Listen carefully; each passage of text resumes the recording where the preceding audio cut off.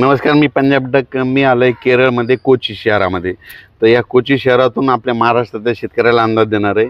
तर मला शेतकऱ्याचे खूप फोन आले की आपल्या महाराष्ट्रात खूप पाऊस चालू आहे, मग कधी उघडणार आहे. तर सर्वप्रथम महाराष्ट्रातल्या शेतकऱ्यासाठी आनंदाची बातमी. आपल्या महाराष्ट्रामध्ये तुम्हाला सांगू इच्छितो, उद्याच्याला म्हणजे 29 तारखेला उद्या दुपारनंतर चांगलं सूर्यदर्शन होणार आहे आणि पाऊस देखील उघडणार आहे. म्हणून सर्वप्रथम ही आनंदाची बातमी. आणि लगेच महाराष्ट्रातला देखील पावसाचा जोर कमी होणार आहे. म्हणून सर्वप्रथम ही एक महाराष्ट्रातल्या शेतकऱ्यांनी लक्षात येतं. राज्यातल्या सर्व शेतकऱ्याला सांगू इच्छितो की राज्यामध्ये फक्त आजच्या दिवस म्हणजे आज 28 आणि उद्या 29 तारखेपर्यंतच राज्यात पावसाचं वातावरण आहे. म्हणून हे अंदाज लक्षात येतात.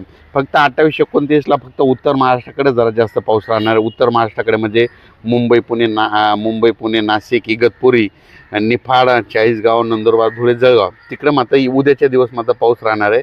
पण पूर्व विदर्भ 6 जिल्हे, पश्चिम विदर्भ 5 जिल्हे, मराठवाडा, पश्चिम महाराष्ट्र या ठिकाणचा जोर मात्र उद्याच्याला ओसरणार आहे. म्हणून सर्वप्रथम ह्या 4 विभागातल्या शेतकऱ्यांनी हा अंदाज लक्षात यायचा.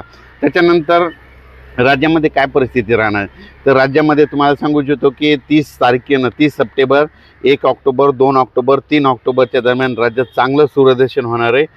हवामान कोरडं राहणार आहे. म्हणून हा राज्यातल्या सर्व शेतकऱ्यांनी अंदाज लक्षात द्यायचा. मग त्याच्यानंतर परत पाऊस येईल का, तर त्याच्यानंतर राज्यातल्या सर्व शेतकऱ्याला सांगू इच्छितो की ऑक्टोबरमध्ये शेतकऱ्याचे फोन आले की हे पाऊस संपल्याच्या नंतर परत पाऊस येणार आहे का. तर ऑक्टोबरमधला शेतकऱ्याला सांगू इच्छितो की 4 ऑक्टोबर, 5 ऑक्टोबर, 6 आणि 7च्या दरम्यान परत राज्यात एकदा पाऊस येणार आहे. म्हणून हे 4 ते 7 ऑक्टोबरचा अंदाज हे सर्व शेतकऱ्यांनी लक्षात द्यायचा. पण राज्यात मात्र आज 28 तारखेला मात्र राज्यात पुन्हा एकदा पूर्व विदर्भ, पश्चिम विदर्भ, दक्षिण महाराष्ट्र, उत्तर महाराष्ट्र, कोकणपट्टी, खानदेश, मराठवाडा सगळीकडेच आज दुपारनंतर मध्ये रात्रीच्याला पाऊस पडणार आहे. पण उद्याच्याला मात्र पावसाचा जोर कमी होणार आहे आणि उद्या सूर्यदर्शन होणार आहे. हा अंदाज महाराष्ट्रातल्या सर्व शेतकऱ्यांनी लक्षात द्यायचा. खास करून जास्त आता मध्ये आजच्यानं मराठवाडा आणि पश्चिम महाराष्ट्रातल्या शेतकऱ्याला एवढं काही घाबरायची गरज नाही. कारण की आज जास्त पाऊस मुंबई पुणे उत्तर महाराष्ट्राकडे जास्त पडणार आहे. मुंबई पुणे उत्तर महाराष्ट्र इगतपुरी नंदुरबार धुळेकडे. म्हणून हा अंदाज सर्व शेतकऱ्यांनी लक्षात घ्यायचा.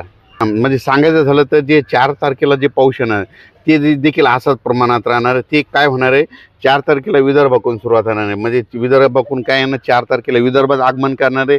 वर्धा, नागपूर, भंडारा, गोंदिया, चंद्रपूर, यवतमाळ, वाशिम तिथपर्यंत 4 तारखेला सुरुवात केली. 5ला तो पाऊस मराठवाड्याकडे येईल. 5, 6, 7ला परत तो पाऊस काय होईल, मुंबई पुणे नाशिक तिकडे जाणार आहे. त्याच्यानंतर 8 तारखेपासून परत 8 ऑक्टोबरपासून राज्यात सूर्यदर्शन होणार आहे. तिथून पाऊस निघून जाणार आहे.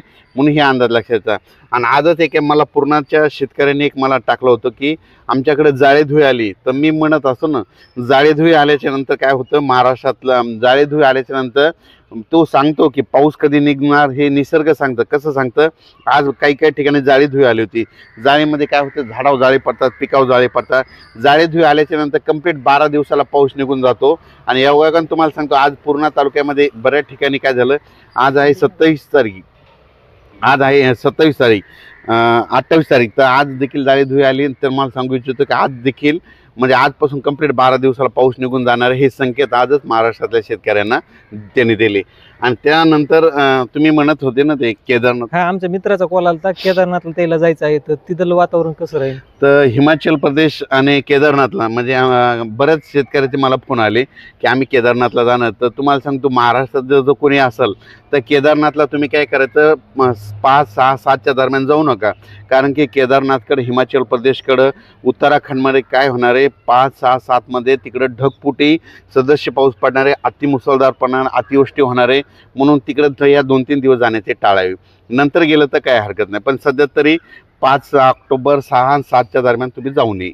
साहेब, ते तुम्ही 5, 6, 7चा पाऊस सांगितलं, ते सगळीकडेच राहणार आहे का पूर्ण. जे 4 तारखेला जे पाऊस येणार आहे ते सुरुवातीला विदर्भ होणार आहे.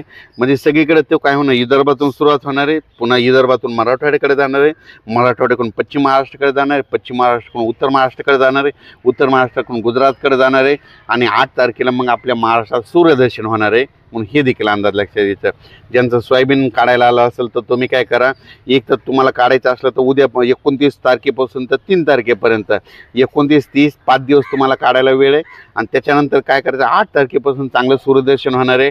राज्यातला पाऊस देखील निघून जाणार आहे. म्हणून हा अंदाज लक्षात घ्यायचा. धन्यवाद.